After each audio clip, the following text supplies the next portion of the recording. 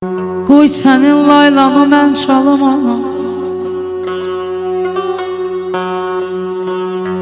qoy sənin laylanı mən çalım ana. Gözümdə elə bil sən qocalmısan.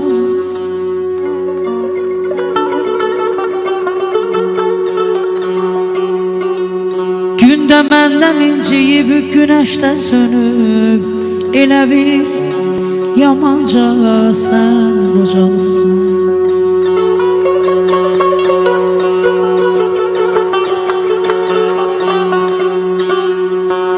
Səni itirməkdən yaman qorxuram,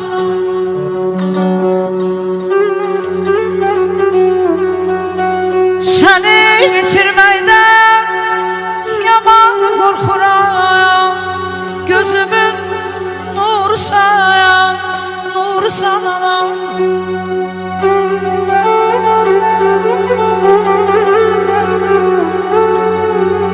Heç kimə məzə eləməz dünyada səni.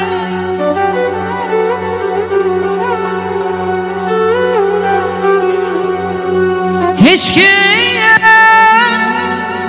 əvəz eləməz dünyada səni. Səni mənim canımsan, canımsan anam.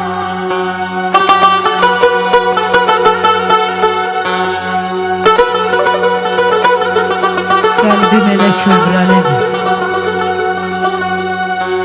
yadıma anam düşür. Qəlbim elə kövrəlib, yadıma anam düşür. Sanki körpələşmişəm, yadıma laylam düşür. Arkada qalan illər artırıb qiymətimi. İndi başa düşmüşəm anamın qüdrətini.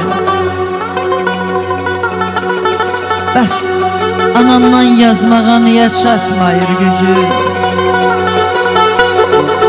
Yəqin ona görədir, ana olmuşam özüm.